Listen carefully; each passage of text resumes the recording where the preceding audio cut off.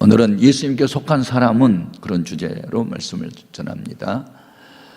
사람은 본능적 욕구 중에 하나가 인정받고자 하는 욕구가 있고, 그것은 바로 소속에 관한 욕구로 이어집니다. 보다 더 안정되고 큰 공동체에 내가 소속이 되면 어떤 일이 있을 때 그 공동체가 나를 지켜줍니다. 근데 내가 속한 공동체가 약하면 내가 어려움 당할 때 도와줄 수가 없죠. 그래서 보다 더 안정된 직장, 규모가 크고 또 무슨 일이 있어도 뭐 흔들림이 없는 그런 회사 사람들이 선호하고, 또 나라의 국민으로 살아도 좀 부강한 나라 국민이 되면 그만큼 혜택이 많을 수 있어요. 그런데 우리가 예수 믿기 전에 소속은 죄악 세상이었어요. 그런데 우리가 예수를 믿고 난 이후에 소속이 바뀌었죠. 예수님께 속한 사람들로. 원래 그리스도인이라는 말의 뜻은 그리스도께 속한 사람, 그리스도를 닮은 자, 그런 뜻인데, 이런 마치 무엇과 같으냐면, 여자가 시집을 오면 시가 되게 공동체 일원이 됩니다. 그래서 친정집에서 어떻게 살았든지 그거 말하면 안 되고, 시가 되게 가풍을 따라서 살아야 시가 되게 공동체 일원이 되게, 그리고 시부모에게 사랑도 받고, 또 그 시가 댁을 위해서 이렇게 희생 봉사할 때 그 가문을 빛낼 수가 있는 것이죠. 우리가 예수 믿기 전에는 세상이 좋자는 대로 살았는데, 이제 예수님의 사람이 된 이후부터는 주님이 원하는 사람으로 살아가는 거죠. 이것이 그리스도인의 모습입니다. 자, 오늘 본문 말씀의 내용은 세상이 너희를 미워하고 박해한 이유를 아느냐? 내가 너희를 택했고 너희가 내게 속했기 때문에, 그 이유 때문에 너희가 세상으로부터 미움을 받고 박해를 받는다, 이런 말씀을 하셨어요. 여러분, 예수 믿는 내가 누군가를 분명히 알아야 돼요. 자기 정체성. 이것만 알면요, 어떤 두려움도 없고 부러울 것도 없고 편안하고 기쁘고 즐겁고 꿈과 희망이 있고 도전을 하면서 살 수 있는데, 자기 정체성이 희미하면, 내가 누군 줄을 모르면 복잡해지는 거예요. 우리가 예수 믿기 전에 우리 모습이 어떠했는지 에베소서 2장 2절 이하로 봅시다. 그때에 너희는 그 가운데 행하여 이 세상 풍조를 따르고 공중의 권세 잡은 자를 따랐으니 지금 불순종의 아들들 가운데서 역사하는 영이라. 전에는 우리도 다 그 가운데서 우리 육체의 욕심을 따라 지내며 육체와 마음이 원하는 것을 하여 다른 이들과 같이 본질상 진노의 자녀이었더니, 우리는 그런 존재였어요. 이랬던 우리가 2장 1절에 보면 예수님의 구속의 은혜로 이제는 주님의 것이 되었다, 이렇게 소속이 바뀜으로써 신분의 새로운 변화가 일어난 것을 가르쳐주고 있습니다. 여러분, 예수를 내가 영접하고 내가 예수에 속한 사람이 되면 그날로부터 내 몸은 누구의 것이냐면 하나님을 모시는 성전이 되는 거예요. 그래서 이 예배당도 성전이지만 더 중요한 성전은 삼위일체 하나님을 모시고 사는 내 몸이 하나님의 성전인 줄 믿습니다. 고린도전서 6장 19절 이하로 확인합니다. 너희 몸은 너희가 하나님께로부터 받은 바 너희 가운데 계신 성령의 전인 줄 알지 못하느냐? 너희는 너희 자신의 것이 아니라 값으로 산 것이 되었으니 그런즉 너희 몸으로 하나님께 영광을 돌리라. 아멘. 우리를 구원해 주신 목적은 하나님의 영광을 위해서 우리 몸을 쓰기 위한 것이에요. 그래서 목적대로 쓰임을 받은 것은 그것을 쓰는 자가 그걸 귀하게 여기고 관리를 잘해 주지만 쓸모없는 존재는 버리잖아요. 우리가 하나님을 위해 쓸모 있는 사람이 되면 하나님은 우리를 책임져 주는 줄로 믿습니다. 그래서 우리가 주님께 속한 자로 주님의 말씀을 따라 살면 하나님은 우리를 시험을 당할 수는 있지만 시험에서 능히 건져주시는 줄로 믿습니다. 요한계시록 3장 10절 말씀을 보면 네가 나의 인내의 말씀을 지켰은 즉 내가 또한 너를 지켜 시험의 때를 면하게 한다 그랬어요. 여러분, 우리는 지금 코로나 그 감염의 위험으로부터 보호를 받기 위해서 철저하게 소독하고 마스크 쓰고 사회적 격리, 거리 두기를 하고 있고, 이것은 나라가 그렇게 하라고 하니 백성으로서의 의무를 감당하기 위해서 우리가 그 방침 따라야 돼요. 그것은 이 세상 나라가 원하는 일을 우리가 그 나라에 속한 백성이기 때문에 따라야 돼요. 그러나 또한 우리는 신분이 하나님의 백성이기 때문에 주일날이면 성전에 나와서 예배를 드리는 것이 하나님 백성으로서 의무이기 때문에 지금도 우리는 예배를 드리고 있는 줄로 믿습니다. 여러분, 우리는 세상 법과 하나님 법 사이에서 때로는 갈등할 때가 있지만, 그러나 우리는 하나님의 법을 더 우선순위로 두고 하나님 백성답게 백성으로서의 지켜야 할 의무를 다해야 될 줄로 믿습니다. 그래서 하나님 외에 다른 신들을 섬기지 말라, 사신우상 앞에 절하지 말라, 10계명 1, 2계명을 지키기 위해서 사드락과 메삭과 아벳느고는 이 세상에 느부갓네살이라는 이 그때 당시에 바벨론 최고의 권세자가 절하라 해도 절하지 않잖아요. 풀무불에 던질지라도 절하지 않겠다고. 그래 던져지잖아요. 이것이 바로 하나님께 속한 사람들이 당하는 박해고 고난이에요. 여러분, 내가 하나님의 법을 지키기 위해서 이런 고난을 받을 각오가 있다, 그러면 여러분은 주님께 속한 사람이 분명하지만, 만약에 내가 아무 박해를 받지 않는다, 그 이유는 불신자가 원하는 대로 살기 때문에 박해받을 필요가 없다, 그것을 그리스도인이라고 말할 수 있을까요? 그건 아니에요. 우리는 분명히 믿어야 돼요.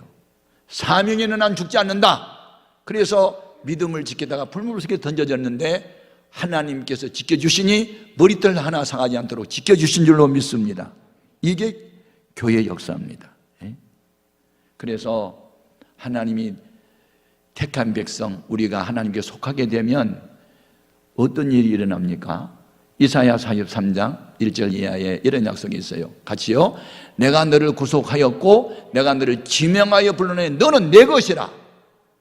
네가 물 가운데로 전할 때에 내가 너와 함께 할 것이라. 강을 건널 때에 물이 너를 침몰하지 못할 것이며 네가 불 가운데로 전할 때에 타지도 아니할 것이요 불꽃이 너를 사리도 못하리니. 이것은 하나님의 약속인 줄로 믿습니다. 오늘 우리는 예수님께 속했다는 이유 때문에 세상에 우리를 미워한다는 말씀이 있는데, 자 18절 19절 같이 읽겠습니다.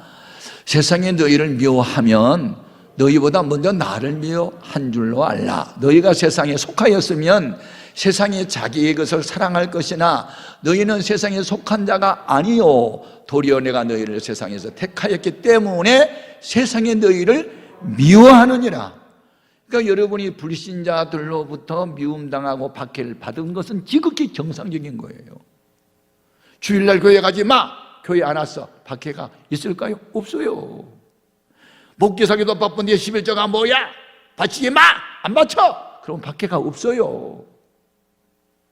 우리가 불교 집안인데 네가 교회를 나가면 안 돼, 가지 마, 안 가면 박해가 없어요. 그래도 교회에 오니까 박해하고 어려워 11조 바치니까 박해를 받는 거예요. 여러분, 여러분의 정체성을 분명히 하고 살 수 있기를 바랍니다. 그래서 내가 주님께 속했다는 확증이 있어요. 그것이 바로 박해받는 거예요. 한 집안 식구라도 예수 믿지 않는 불신자로부터 나를 욕하고 비난하는 거, 그거 당연한 거예요. 예? 그들이 알지 못해서 그렇기 때문에. 그래서 이 세상 모든 사람은 하나님의 시각으로 볼 때 소속은 두 가지밖에 없어요. 세상에 속했느냐, 하나님께 속했느냐, 육신에 속한 자냐, 영에 속한 자냐. 자, 요한 1서 5장 19절 같이요. 또 아는 것은 우리는 하나님께 속하고 온 세상은 악한 자 안에 처한 것이며. 여기서 말하는 세상이 뭐죠? 하나님을 믿지 않는 불신세계, 하나님의 말씀이 아닌 인간이 만들어낸 이념이나 사상이나 철학을 따르는 것, 그걸 이 세상이라고 그랬어요. 악한 마귀의 지배 밑에 있는 세력을 세상이라는 말로 표현을 했어요. 그러면 우리가 하나님께 속겠다는 이유 때문에 박해를 받을 때 어떻게 해야 될까? 슬퍼하고 노여하고 분노의 감정을 가지고 복수의 칼을 갈아야 될까? 어떻게 해야 되죠? 성경이 답이요. 우리가 예수 이름 때문에 박해를 받을 때는 기뻐하고 즐거워하래요. 자, 마태복음 5장 10절이야. 보겠습니다.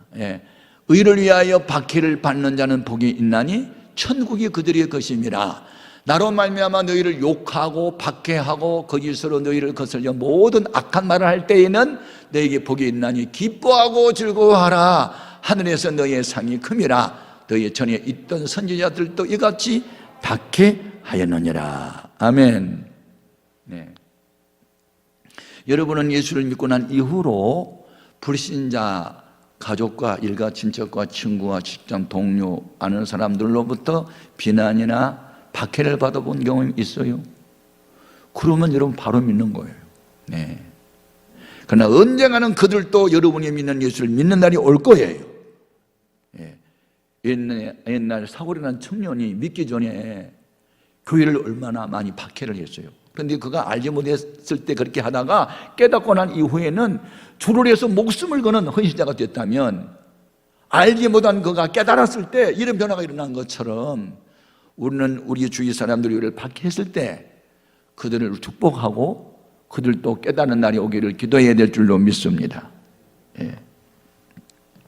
그래서 초대교회 사도들은 박해를 받을 때 슬퍼하지 않았어요. 오히려 기뻐했어요. 주님이 약속한 대로 나를 위해서 박해받을 때 기뻐하라는 말씀대로 기뻐한 거예요. 사도행전 5장 41절 같이요. 거기 보면 사도들은 예수님의 이름으로 능력받음을 인하여 기뻐했다는 말씀이 나와요. 여러분도 예수를 믿는다는 이유 때문에 고난을 받을 때 기뻐하는 단계까지 갈 수 있기를 주님의 이름으로 축복합니다. 예수를 믿는 사람들에게 하나님이 허락한 고난은 크게 두 가지가 있어요. 하나는 바로 너 똑바로 못 믿으니까 너 똑바로 못하겠어? 그리고 매를 때리는 징계로 오는 고난이 있어요. 이 고난은 사랑하는 사람에게만 허락해요. 불인 자식들은 주의를 범하든 11조를 떼먹든 무슨 죄를 짓든 내버려둬요. 그런데 택함을 받은 백성, 천국으로 그 영혼을 데려갈 영혼은요, 매를 때려서라도 회개시켜서 바른 사람 되게 하는데, 그래서 이것은 적극적인 사랑의 표징이 되는 줄로 믿습니다. 확인해 볼게요. 하나님 택함 받은 백성이 고난당하는 이유, 시편 107편 10절이야.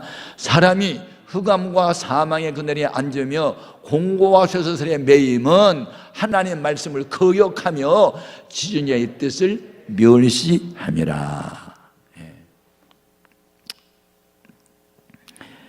여러분, 하나님 백성은 백성인데 백성으로서 의무를 감당하지 못할 때 하나님은 우리를 바르게 신앙생활을 하도록 하기 위해서 때로는 전쟁, 때로는 기근, 때로는 전염병 등으로 우리를 징계하세요.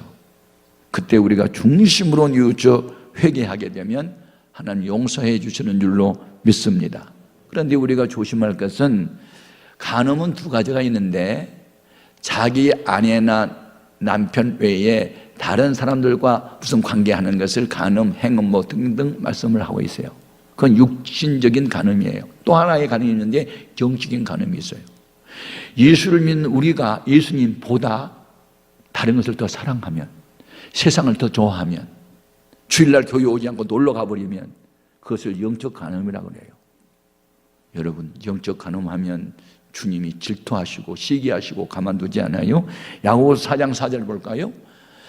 간음한 여인들아, 세상과 벗이 되는 것이 하나님과 원수됨을 알지 못하느냐? 그런즉 누구든지 세상과 벗이 되고자 하는 자는 스스로 하나님과 원수가 되는 것이래. 여러분, 주님을 이전보다 더 사랑하기를 바랍니다. 근데 하나님은 사랑이 너무 많으셔서 우리가 죄를 범하잖아요. 그래도 쉽게 포기하지 않아요. 기회를 주셔요. 그 기회가 징계예요. 징계도 단계가 있어요. 네. 요한계시록 2장 21절 이하에 또 내가 그에게 회개할 기회를 주었으되 자기의 음행을 회개하고자 하지 아니하는도다. 그래서 어떻게 된 거예요? 볼지어다 내가 그를 침상에 던질 터이요 또 그와 더불어 간음하는 자들도 만일 그의 행위를 회개하지 아니하면 큰 환난 가운데 던지고 그래도 회개하지 않으면 그 자녀를 내가 죽이리니. 무서워요. 여러분, 우리는 좋은 말로 할 때 따를 수 있기를 바랍니다. 아멘. 그러면 이제 우리가 매를 맞았어요. 막 고통을 당해요. 이런저런 고난을 당해서. 그래서 주여 잘못했어요. 용서해 주세요. 그러면 하나님 어떻게 하실까? 매를 던져요. 그리고 끌어안아줘요. 그리고 치유와 회복을 주시는 줄로 믿습니다. 자, 역대하 7장 13절 이하 같이 보겠습니다. 혹 전염병이 내 백성 가운데 유행하게 할 때에 내 이름으로 일컫는 내 백성이 그들의 악한 데서 떠나 스스로 낮추고 기도하며 내 얼굴을 찾으면 내가 하늘에서 듣고 그들의 죄를 사하고 그들의 땅을 고칠지라. 육체의 병도 고쳐주고 마음 상한 것도 고쳐주고 다 고쳐줄 줄로 믿습니다. 그러면 하나님이 어떤 방법으로 고칠까? 방법이 있어요. 말씀을 통해서 고쳐요. 시편 107편 19절 20절 이 그들의 고통 때문에 여호와께 부르짖음에 그가 그들의 고통에서 그들을 구원하실 때 어떤 방법으로? 그가 그의 말씀을 보내요. 그들을 고치시고 위험한 지형에서 건지시는도다. 여러분, 기도를 해도 말씀에 의해서 기도하고 응답을 받아도 말씀에 의해서 응답을 받고 말씀을 통해서 새로워질 수 있기를 바랍니다. 말씀이 바로 하나님이고 말씀이 바로 예수님이고 말씀이 바로 성령의 감동으로 기록된 것이기 때문에 말씀이 우리를 치료해 주시는 줄로 믿습니다. 이제 우리가 죄 때문에 당한 고난은 이제 그만 받아야 돼요. 이제는 어떤 고난을 우리가 즐겨야 되냐면 선한 일, 하나님이 좋아하는 전도, 영혼 구원, 주의 뜻대로 사는 일로 인해서 당한 고난은 받을수록 영광도 크고 상도 많고 복도 많은 줄로 믿습니다. 주님 뜻이 뭐예요? 선한 일을 위해서 고난당하는 거거든요. 베드로전서 3장 17절 같이 볼까요? 선을 행함으로 무엇을 받는 것이? 고난받는 것이 하나님의 뜻일진데. 오늘날 우리 해오름교회가 이렇게 발전하고 부흥되고 다른 데 교회도 지어주고 선교도 하고 이렇게 발전하는 데는 교회를 위해서, 주님을 위해서 고난당하는 사람이 있었기 때문에 가능한 일인 줄로 믿습니다. 고난당하는 자, 그게 바로 주님께서 우리를 당한 고난에 우리도 참여하겠다는 복된 것이죠. 그래서 주님께서 속했던 사도 바울은 주님을 위한 일이라면 나에게는 어떤 수치와 고난과 고통에 따라오다는 좋아, 주님만 좋아한다면. 저는 요즘에 바울 서신을 읽으면서 바울은 진짜 어쩌면 이렇게 구구절절 말씀이 주님 마음을 움직일 수 있고 감동 주시는 말만 하지. 바울이 다 좋은데 하나의 약한 점이 하나 있었어요. 몸이 약했고 병이 있었어요. 그래서 하나님, 내 몸에 병 좀 고쳐주세요. 나 이것 때문에 너무 힘들잖아요. 그리고 기도를 했더니 하나님이요, 안 고쳐주는 거예요. 그래서 그 이유를 알았어요. 내가 약할 때 내 능력이 네 속에서 강하게 역사한다. 이 음성을 듣고요, 오히려 자기의 약점과 자기 병을 자랑하게 됐어요. 제가 이 부분을 고린도후서 12장을 읽다가 제가 깜짝 놀랐어요. 바울은 이렇게 주님을 사랑하니 하나님이 그를 귀하게 쓸 수밖에 더 있었겠나, 그런 생각을 했는데, 자, 고린도후서 12장 7절 이하에 같이 읽어요. 여러 계시를 받은 것이 지극히 크므로 너무 자만하지 않게 하시려고 내 육체의 가시 그 사탄의 사대를 주셨으니 이는 나를 쳐서 너무 자만하지 않게 하려 하심이라. 이것이 내게서 떠나가게 하기 위하여 내가 3번 주께 간구하였더니 나에게 이르시기를 내 은혜가 내게 족하도다. 이는 내 능력이 약한 데서 온전해지면 하신지라. 그러므로 도리어 크게 기뻐함으로 나의 여러 약한 것들에 대하여 자랑하리니 이는 그리스도의 능력이 내게 머물게 하려 함이라. 그러므로 내가 그리스도를 위하여 약한 것들과 능력받은 것과 궁핍함과 박해와 공고를 기뻐하노니 이는 내가 약한 그때에 강함이라. 여러분, 육체적으로 자랑하면 안 돼. 그러면 주님 자랑할 시간도 없고 자랑도 하지 않아. 내가 약할수록 주님의 능력이 더 강하게 나타난다면 좋아요. 약한 몸 그대로 두세요. 병 그대로 내버려 두시라고요. 그리고 나를 통해서 주님이 원하는 대로만 하세요. 순종을 위한 자기 포기. 아버지의 명령 앞에 주께서 복종했던 주님 닮은 바울의 모습이야말로 우리 모든 사람들이 따라가야 할 신앙의 모델이 된 줄로 믿습니다. 이런 사도 바울을 어떻게 썼을까? 사도행전 19장 11절 12절 맞죠?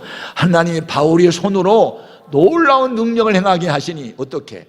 심지어 사람들이 바울의 몸에서 손수건이나 앞치마를 가져다가 병든 사람에게 얹으면 그 병이 떠나고 악귀도 나가더라. 바울의 손수건이나 앞치마가 능력 있는 게 아니에요. 바울이 주님을 사랑하는 그 사랑과 주님을 의지하는 그 믿음에게 능력을 하나님 부어주신 줄로 믿습니다. 그래서 우리는 어떻게 해야 돼요? 세상에서 환난을 당할 수 있어요. 그때 우리는 환난의 앞에서 부딪혀서 밀려가는 파도처럼 되지 말고 파도를 부셔버리는 바위처럼 되어야 돼. 그래서 환난이 오고 고난이 와도 강하고 담대해야 될 줄로 믿습니다. 그리하면 주님의 능력이 우리로 하여금 세상을 이해하실 것입니다. 자, 요한복음 16장 33절 큰 소리로 같이 읽어요. 이것을 너에게 이르는 것은 너희로 내 안에서 평안을 누리게 하려 함이라. 세상에서는 너희가 무엇을 당하나? 환난을 당하나 담대하라. 내가 세상을 이겨노라. 사망 권세 이기신 주님이 내 안에 함께 계시면 나도 사망 권세 함께 이길 수 있다는 거예요.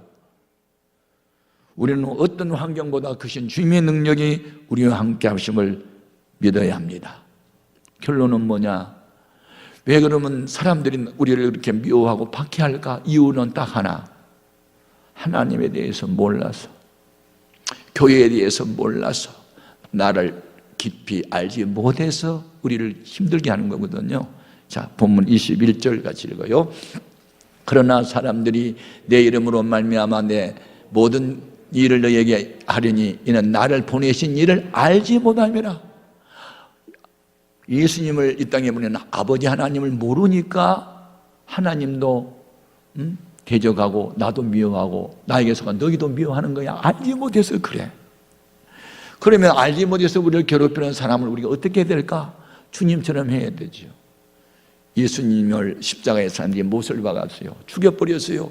그때 예수님이 죽기 직전에 그들을 위해서 기도할 때 아버지 저들의 죄 용서해 주세요. 몰라서 그러잖아요. 그렇게 기도하시더라고요. 자, 누가복음 23장 34절. 이에 예수께서 이르시되 아버지 저들을 사하여 주옵소서. 자기들이 하는 것을 어떻게 알지 못함이니이다. 몰라서 그렇잖아요. 용서해 달라고. 자, 우리는 예수님을 더 깊이 알아야 됩니다. 자기를 죽이는 사람들을 용서해 달라고. 몰라서 그런다고. 우리도 우리를 괴롭히는 사람이 혹시 주변에 있으면 우리도 예수님처럼 그들을 용서해 달라고 기도해야 됩니다. 그들도 언젠가 진리를 깨닫고 예수를 믿게 되면 우리보다 더 열심히 주를 위해서 살 날이 올 것입니다. 우리는 이와 같은 믿음을 가지고 우리를 혹시 괴롭히는 사람이 혹시 있다 할지라도 예수님의 심정으로 그들을 축복하고 그들을 예수 믿어 구원받게 해달라고 기도하면 스데반 집사가 죽음으로 인하여 사울이라는 청년이 회개한 것처럼 이런 역사가 나타나게 될 줄로 믿습니다.